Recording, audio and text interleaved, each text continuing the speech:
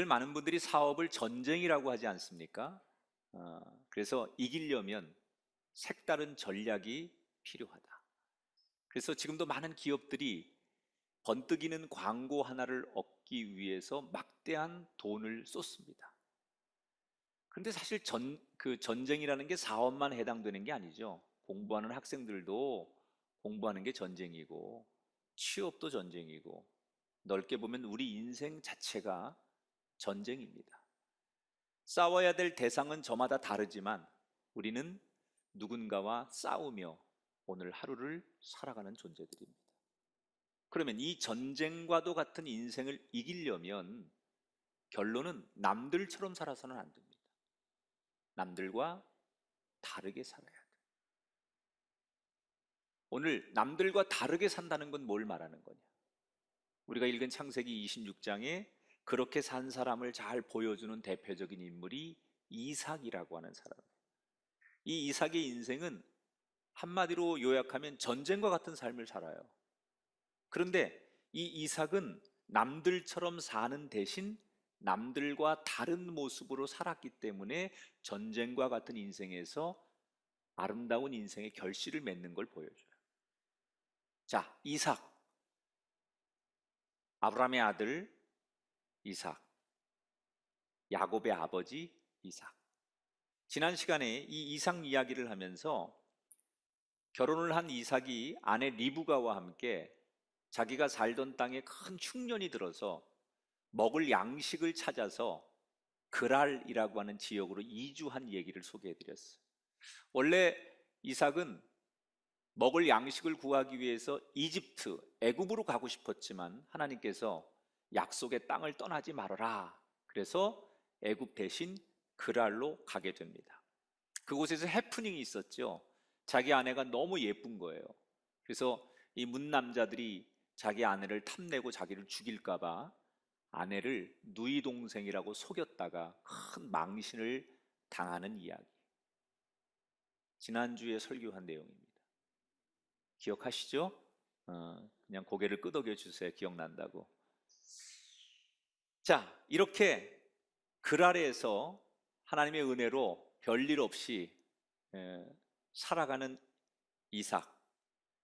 거기서 무슨 일이 있었는지가 오늘 성경이 시작하는 첫 얘기예요.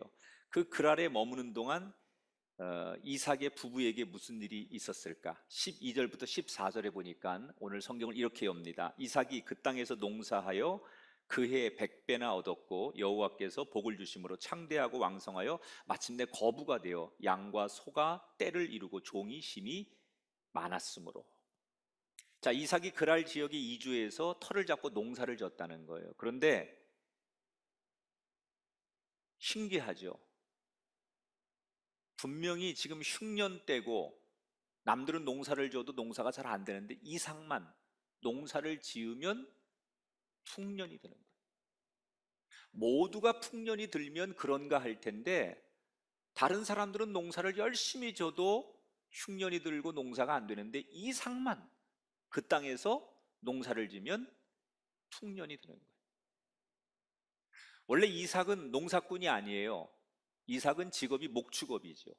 양을 치던 사람이에요. 그런데 갑자기 농사에 뛰어든 거죠. 왜? 먹을 양식이 없으니까, 목축업 가지고는 살 수가 없으니까 농사를 짓게 되는 거예요. 농사 해보신 분들 알겠지만요, 농사 우습게 볼 일이 아닙니다. 그깟 거 뭐 곡괭이 하나 가지고 가서 땅 파고 뭐 씨 뿌리고 그러면 농사지. 천만의 말씀이요. 농사는 오랜 경험과 노하우가 있어요. 갑자기 뛰어든다고 농사가 되는 게 아닙니다. 그런데 평생 해보지 않은 농사를 이 그랄에서 어쩔 수 없이 짓게 된 이삭이 오랫동안 평생 농사를 지은 사람보다도 풍년이 들었다. 성경에 보니까 30배, 100배의 열매를 거뒀다 그러는데 이거는 저 사람보다 내가 100배로 뭐 수확이 많았다 그런 얘기가 아니라 이건 상징적인 거예요. 성경에서 하나님이 주시는 최대치의 복을 얘기할 때 100배를 얘기하는, 그러니까 얼마나 다른 사람보다 많은 축복을 받았는지를 성경이 상징적으로 증언해 주는 거예요. 그런데 오늘 성경은 누가 이삭에게 이런 풍년이라는 복을 주느냐? 아주 명확하게 기록했어요. 12절에 보니까 따라합시다. 여호와께서 복을 주심으로. 이삭이 자기가 잘해서 복을 받는 게 아니라 여호와께서 이삭에게 복을 주셨다라고 성경은 정확하게 기록을 했어요. 왜 그러면 그 땅에 많은 사람들이 농사를 졌는데 하나님께서 이삭에게만 복을 주셨느냐? 그 이유는 하나님이 너 세상적으로 먹고 살기 위해서 이집트로 내려가지 말고 내가 머물라고 하는 이 땅에 나를 믿고 머물러라 라고 하는 하나님의 말씀을 지키려고 이삭이 노력했다는 거예요. 우리가 신앙생활 하면서 교회 다니는 사람들이 제일 힘든 것 중에 하나가 뭐냐? 자기 고집, 자기 계획, 자기 생각을 내려놓는 거예요. 교회를 안 다니면 상관이 없어요. 교회를 안 다니면 충돌할 게 없어요. 세상에서 말하는 상식과 세상의 가치관대로 살면 돼요. 그런데 교회를 다니면 때때로 세상의 가치관과 세상이 주는 상식과 충돌할 때가 있어요. 성경 말씀. 근데 나는 이미 오랫동안 내가 세운 계획과 또 내 생각들을 가지고 내 인생을 잘 설계해 놨는데 하나님을 믿으면서 교회를 다니다 보니까 성경이 나에게 말하는 것이 내 생각하고 다를 때가 있다는 거예요. 이게 제일 신앙인들이 힘든 거거든요. 근데 지금 이삭은 자기 생각에는 이집트로 가서 그 자본주의와 먹을 것이 많은 이집트로 가는 게 먹고 사는데 제일 유리하다고 생각했는데 하나님께서 너 이집트 가지 말고 그냥 거기 머물러라. 그래서 자기의 고집, 자기 생각을 꺾고 하나님 말씀대로 그냥 그 땅에 머물렀더니 그 모습을 지켜보신 하나님께서 이삭에게 다른 사람보다 더 많은 축복을 주셨다는 거예요. 여러분, 오늘 이 이삭에게 주신 이 하나님의 축복이 여러분의 것이 되길 바랍니다. 당신 왜 그렇게 잘 돼? 당신 가정은, 당신의 자녀는, 당신의 인생은 왜 그렇게 행복해? 이렇게 누군가가 나에게 물었을 때 여러분 과감하게 이 대답을 할 수 있게 되길 바랍니다. 여호와께서 나에게, 여호와께서 우리 가정에게 복을 주심으로. 내가 잘해서가 아니라 하나님께서 나에게 복을 주심으로. 그런데 하나님은 어떤 근거에서 복을 주느냐? 내 생각, 내 계획을 내려놓고 하나님의 생각에 순종할 때. 이삭은 그래서 낯선 그랄 땅에서 엄청난 부자가 돼요. 이제는 걱정거리가 없어졌습니다. 그런데 인생이라는 게 여러분 오름과 내림을 반복하는 게 인생 아닙니까? 열심히 올라가서 이 정상에 서면 이젠 됐다고 생각하지만 다시 내리막길이 존재하는 게 인생이듯이 풍년이 들어서 이제 먹고 살 만한 문제가 해결이 되니까 걱정이 없을 줄 알았는데 이삭은 생각지 못한 다른 문제 하나가 터지는 거예요. 그게 뭐냐? 이삭이 지금 살고 있는 그랄은 엄밀히 말하면 이삭에게는 외국입니다. 자기 나라가 아니죠. 지금 이삭은 외국인이에요. 근데 그 땅에 살고 있는 사람들이 보니까 아니 외국 사람이 우리나라 들어와 가지고 너무 잘 되는 거야. 장사도 잘 되고 사업도 잘 되고 뭐 너무 형통하는 거예요. 그러니까 이 원래 살고 있는 본토의 사람들이 텃세를 부리기 시작합니다. 시기하고 질투해서 이삭이 잘 되는 거에 대해서 텃세를 부리죠. 그래서 분풀이를 하는데 오늘 어떤 분풀이를 하느냐? 이삭이 쓰고 있는 운물을 막아버립니다. 그리고 나중에는 이삭이 너무너무 이렇게 잘 되니까 그랄 지역의 왕까지 동원해서 왕이 행정적인 명령을 내리죠. 너 우리 땅에서 나가라. 그리고 추방 명령을 내려요. 이유가 없어요. 이 이삭이 너무 형통하고 너무 잘 되니까 외국 사람이 우리나라 사람보다 훨씬 더 힘이 세지니까 이걸 경계하기 위해서 왕과 그 본토의 사람들이 이삭을 그랄에서 내쫓는 거예요. 그래서 이삭이 억울하지만 그 그랄이라고 하는 도시로부터 쫓겨나서 어디로 가느냐?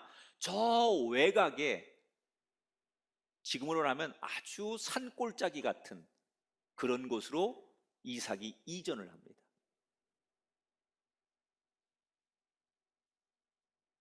거기 가서 이제 새롭게 시작하는 거예요. 농사도 다시 짓고 가축도 치고, 그리고 제일 중요한 게 당신은 운물을 파는 거예요. 운물.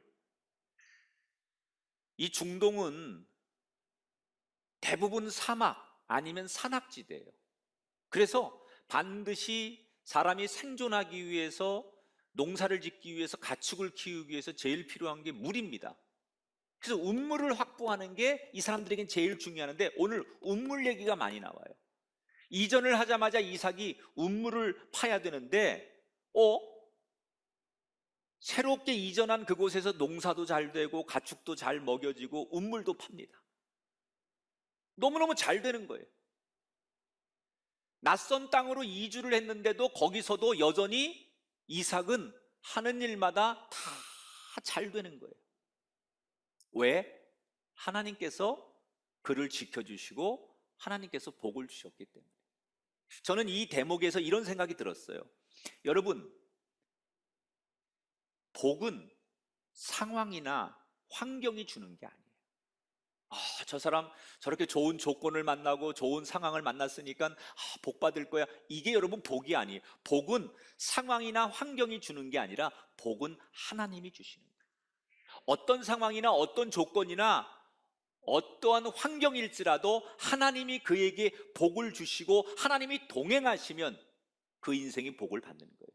아무리 최상의 조건일지라도 하나님이 동행하지 않으면 복을 주지 않는다는 게 성경의 가르침이에요. 여러분, 저는 여러분에게 이렇게 축복합니다. 코로나19로 또는 여러 가지 위축된 삶의 자리에서 모두가 최악의 상황이지만, 그래서 무엇을 해야 될지, 어디를 가야 될지 몰라 하는 여러분에게 어디를 가든지 하나님이 여러분과 동행하셔서 하나님 때문에 이 최악의 상황에서도 복을 받는 여러분 되기를 주 이름으로 축원합니다. 그래서 그가 산골짜기에 가서 새롭게 다시 재기를 하는 거예요. 이젠 됐다고 생각했어요. 그런데 또 어려운 일이 닥쳐요. 너무나 잘 되는 이 이삭을 여전히 시기하고 기분 나빠했던 이웃들이 또 시비를 거는 거예요. 뭐라고 시비를 거느냐? 야, 네가 판 그 운물, 그거 우리 땅이잖아. 우리 땅에다가 운물을 판 거니까 그거 우리 거야. 그리고 시비를 거는 거예요. 맞는 말이지만 너무나 억울한 얘기 아닙니까? 사실 고대 사회에서 운물을 하나 판다는 건요, 제가 문헌을 찾아보니까 이 당시에 운물을 찾으려면 수맥을 찾아야 되는데, 지금은 기계, 컴퓨터라든지 뭐 이렇게 땅을 파는 기계가 다 아주 이렇게 수맥을 잘 찾아주고 운물을 파잖아요. 근데 고대에는 다 사람이 하는 거예요. 근데 문헌에 보니까 수맥을 찾는데 보통 이 당시에 100m까지 들어간대요. 이스라엘은 100m 땅속까지 들어가서 수맥을 찾아가지고 그 수맥을 연결해서 운물을 만드는 거예요. 그럼 생각해 보세요. 수맥을 찾는 것도 어렵지만 수맥을 찾아서 운물을 만들려면 다시 이렇게 어떤 규모에 맞춰서 터파기를 하고 거기다가 돌을 쌓고 뭐 이렇게 해가지고 운물을 만들려면 이 굉장한 거거든요. 그러나 그만한 값어치가 있기 때문에 사람들은 운물을 만드는 건데, 이 운물은 결국 누가 만드느냐? 막대한 노동력과 자금이 있는 사람만 하는 거예요. 일반 서민들은 운물을 만들 생각을 꿈도 꾸지 못하는 거예요. 이삭 정도 되는 자금력과 노동력이 풍부한 사람이 운물을 만드는 거예요.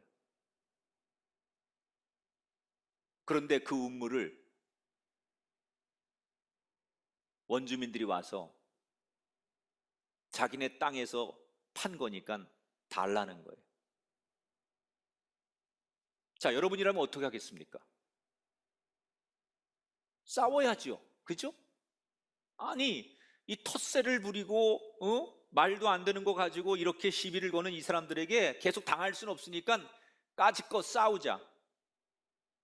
그런데 이삭은 싸우지 않아요. 그냥 순순히 아무 말 없이 운물을 양보합니다. 근데 사실은 이삭은 당시에 그 원주민들보다 힘이 셌습니다. 데리고 있는 군인들의 사병 숫자도 많았습니다. 또 분노한 그 종들이 싸우려고 하는 의지도 강했습니다. 그런데 오히려 주인인 이삭이 종들을 말려요. 그러지 말아라. 원주민들하고 싸우면 안 된다. 운물까지 거 또 파면 되지. 그리고 그냥 운물을 쉽게 내줍니다. 그리고 다시 운물을 파는 거예요. 그런데 신기하게도 이번에도 한 번에 운물을 얻었어요. 그런데 얼마 지나지 않아 지난번과 똑같은 악몽이 벌어집니다. 이 두 번째 운물도 역시 그 원주민들이 찾아와서 우리 땅의 운물이니까 내놔라, 그리고 우기는 거예요. 그래서 또 첫 번째처럼 운물을 양보해 버립니다. 분노한 종들이 이삭에게 항의합니다. 주인님, 우리가 숫자도 많고 우리가 힘도 센데 왜 양보하십니까? 언제까지 이렇게 당하고만 사실 겁니까? 그리고 종들이 오히려 흥분을 하니까 이때 이삭이 종들에게 뭐라고 말을 하느냐?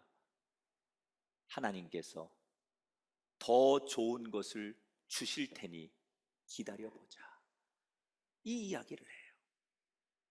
그리고는 종들에게 힘들지만 다시 운물을 팔아. 종들은 화가 났지만 주인이 명령하니까 억울하지만 다시 수맥을 찾습니다. 툴툴거리며 수맥을 찾는데 신기하죠? 금방 수맥을, 그 어려운 수맥을, 평생 해도 못 찾는 수맥을 이삭의 가정에서는 금방 또 다른 수맥을 찾고 땅을 파는데 놀라운 일이 일어납니다. 이전에 뺏겼던 두 번의 운물보다 훨씬 더 물이 양이 많고 물이 질이 좋은 수맥을 찾은 거예요. 첫 번째, 두 번째 운물도 좋았지만 그 운물에 비교할 수 없을 만큼 양도 많고 물의 질이 좋은 진짜 최상급의 운물을 확보하게 됩니다. 그리고 운물을 파지요. 공사를 했어요. 그리고 불안해하며 저들이 또 와서 시비를 걸지 않을까 기다리는 거예요. 그런데 세 번째 운물부터는 시비를 걸지 않아요. 원주민들이 더 이상 아무리 시비를 걸어봤자 저 이삭은 우리가 시비를 걸면 그 운물을 주고 또 더 좋은 걸 만들어내는 그 과정을 지켜보면서 더 이상 시비를 거는 게 의미가 없다고 생각해서 세 번째 운물부터는 시비를 걸지 않아요. 모든 이 과정을 다 지켜보며 이삭이 두 손을 높이 하늘을 향해 치켜들고 사람들이 보는 앞에서 하나님을 향한 고백을 하죠. 그 내용이 오늘 성경 22절에 나오는데 이걸 제가 새 번역서로 읽어드릴게요. 한번 화면을 보시고 같이 읽어볼게요. 이제 주님께서 우리가 살 곳을 넓히셨으니 여기에서 우리가 번성하게 되었다 하면서 그 운물 이름을 르호봇이라고 하였다. 따라합시다. 주님께서 우리가 살 곳을 넓히셨으니. 사실은 이삭도 자기가 판 운물을 생떼를 쓰면서 와가지고 내놓으라고 어긋장을 놓는 그 목자들을 보면서 화가 났었어요. 억울했었어요. 그러나 이삭이 화가 나지만 억울했지만 그것을 묵묵히 참았습니다. 왜 참았느냐? 이삭의 마음속에 바로 이것 때문에 참은 거예요. 하나님이 더 좋은 것을 준비해 주시겠지. 그 하나님을 신뢰한 거예요. 다시 말하면 하나님을 신뢰하는 사람을 향한 하나님의 큰 그림을 이삭은 믿었던 거예요. 그래서 눈앞에 닥친 희로애락에 울거나 웃지 않고 일희일비하지 않은 거예요. 하나님께서 내가 모르는 더 큰 그림을 그리고 계실 거야 라고 생각하고 하나님을 신뢰했기 때문에 그 억울하고 고통스러운 상황을 이길 수 있었다는 거예요. 우리가 세상을 살다 보면 때때로 속상하고 억울하고 답답한 일을 만날 때가 있어요. 그럴 때 세상 사람들은 억울하고 속상하면 세상 방법으로 맞서야 되고 또 이겨야 되고, 이기지 못하면 두고두고 그 분노의 마음을 가지고 복수하고 사는 게 세상의 방식이에요. 그런데 오늘 성경이 우리에게 뭐를 가르쳐요? 믿는 사람은 달라야 된다는 거예요. 하나님의 자녀는 달라야 된다는 거예요. 어떻게 달라야 되느냐? 하나님이 내가 그리지 못하는 더 큰 그림을 그리고 계심을 기대하라는 거예요. 내가 지금 억울한 일을 만나고 답답하고 속상한 일을 만났을지라도 그 억울하고 답답한 것을 가지고 하나님께서 내게 더 유익되고 좋은 미래의 그림을 그리고 있음을 기대하라는 거예요. 한번 따라 합시다. 나를 향한 더 큰 그림을 그리시는 하나님을 신뢰합니다. 아멘 하십시다. 드라마 쓰는 작가, 대본을 쓰는 작가들이 하는 얘기를 들어보니까 일단은 아침 드라마에 단골 소재로 빼놓지 않아야 될 것 중에 하나가 복수극이라는 거예요. 복수극. 일단 복수극이 들어가면 시청률은 기본은 올라간대. 그 왜 그러냐 내가 작가들한테 물어봐서 그랬더니 대리만족을 느낀다는 거예요. 아침마다 주부들이. 저 남편, 저 시어머니. 그래서 반드시 현대 드라마에 이 작가들이 단골 메뉴로 넣는 게 복수극이라는 거예요. 복수극. 이걸 너무 좋아하는데 현대인들이 막 통쾌해하고, 그만큼 현대인들이 복수에 대한 열망을 가지고 산다는 거예요. 그런데 성경은 다르게 말해요. 과거를 묻지 말아라. 어떤 과거일지라도 넓은 아량으로 다 품어라. 하나님이 더 좋은 그림으로 우리에게 베푸신다는 거예요. 여러분, 우리의 시선을 바꾸시기 바랍니다. 과거에 집중하지 마시고 지금 역사하시고 미래의 그림을 그리시는 그 하나님에게 시선을 바꾸시기 바랍니다. 그 하나님을 바라보면 용서되지 못할 과거, 용서되지 않을 사람은 없습니다. 사랑하는 여러분, 환경과 상황이 인생을 만들지 않습니다. 대처하는 방식이 인생을 결정합니다. 우리는 다르게 살아야 돼요. 순풍이든 역풍이든 나를 향한 하나님의 큰 그림에 집중하시고 과거에 대한 집착 대신 오히려 품어주시고 용납하면 하나님께서 더 큰 그림으로 내 인생을 완성해 주실 것을 기대하시면서, 특별히 오늘 청년주일인데 우리 젊은이들에게 축복합니다. 세상이 주는 고정관념, 편견에 도전하는 사람이 진정한 청년이에요. 세상에선 이렇게 살아야 성공하고 이렇게 사는 게 루틴이고 그렇게 가르치지만 그런 고정관념과 편견에 기백 있게 도전하는 게 청년의 때라는 거예요.